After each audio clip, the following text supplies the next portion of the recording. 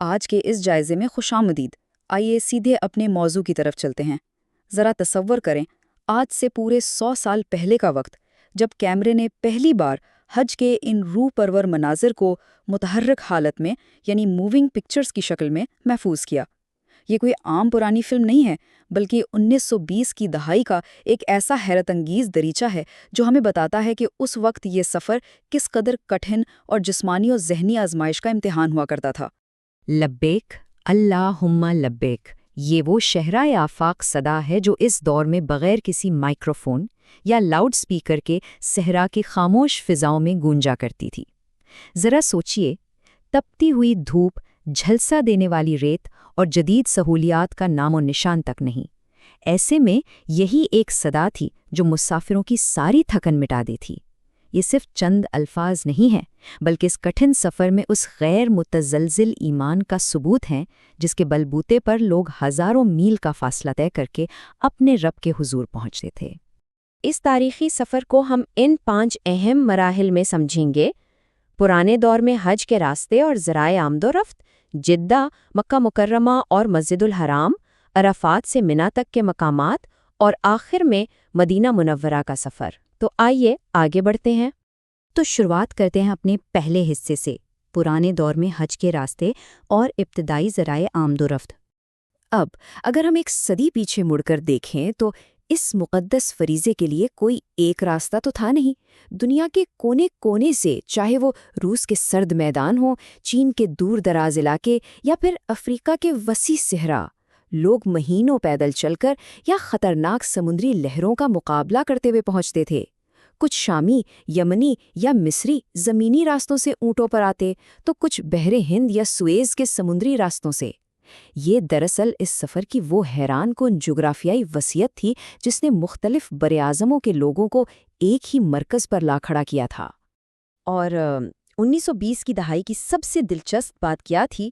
جدیدیت اور قدامت کا ایک ساتھ چلنا۔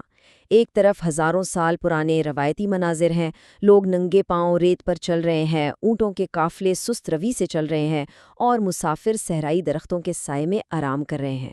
اور دوسری طرف بالکل انہی کچے راستوں پر تاریخ کی ابتدائی گاڑیاں دھول اڑاتی گزر رہی ہیں۔ ذرا اس منظر کا تصور کریں، اونٹوں کی خاموش قطاریں اور ان کے بیچ گاڑیوں کے انجن کا شور۔ یہ تبدیلی کا ایک واقعی حیرت انگیز مرحلہ تھا۔ سفر کے اگلے مرحلے میں چلتے ہیں، جدہ کی طرف، جو حرمین شریفین کا دروازہ کہلاتا ہے۔ سمندر کے راستے آنے والوں کے لیے جدہ ایک انتہائی مصروف داخلی دروازہ تھا۔ یہ شہر ساحل پر اپنی بلند عمارتوں اور گہرے پانی میں مونگے کی چٹانوں کے لیے جانا جاتا تھا۔ دلچسپ بات یہ ہے کہ بڑے جہاز کنارے تک آ ہی نہیں سکتے تھے، اس لیے مسافروں کو گہرے پانی ہی میں چھوٹی کشتیوں کے ذریعے اتارا جاتا تھا۔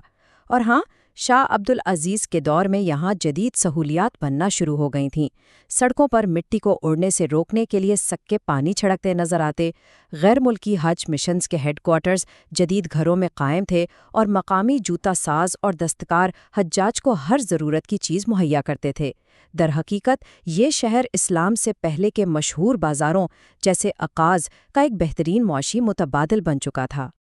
اب ہم اپنے جائزے کے تیسرے اور سب سے اہم حصے کی طرف بڑھتے ہیں، مکہ مکرمہ اور مسجد الحرام۔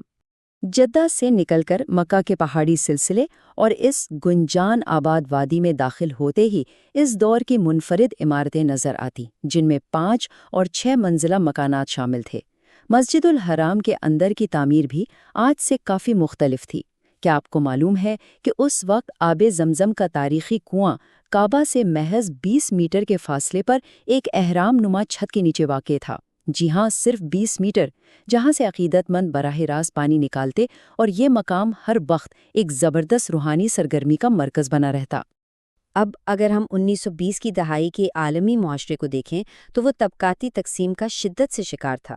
بادشاہوں اور عام غریب عوام میں ایک بہت بڑی خلیج تھی۔ لیکن یہاں احرام کا یہ سادہ سا سفید لباس اس ساری تفریق کو حرف غلط کی طرح مٹا دیتا تھا۔ امیر، غریب، طاقتور، کمزور، ایشیائی، افریقی یا عرب، سب کے سب یکساں سفید لباس میں بالکل برابر ہو کر متحد ہو جاتے۔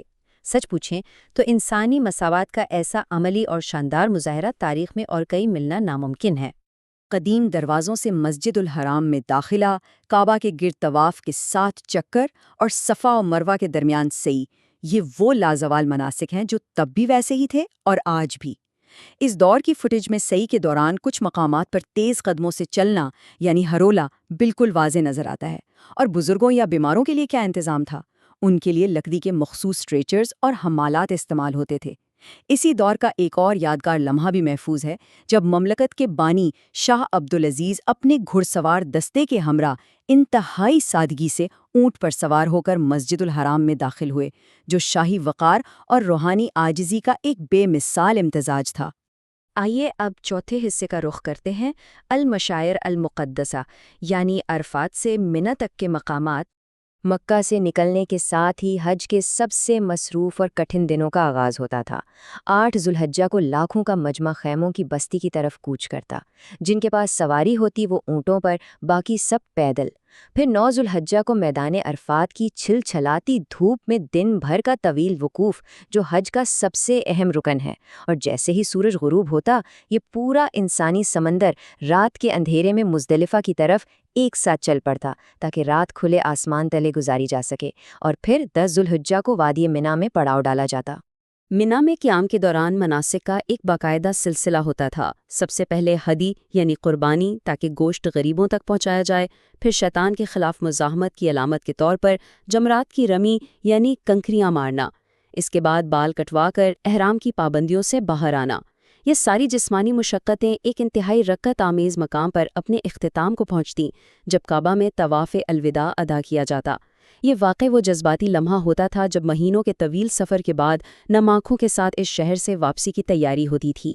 اور اب ہم اپنے جائزے کے آخری حصے میں داخل ہوتے ہیں، مدینہ منورہ کی جانب روانگی۔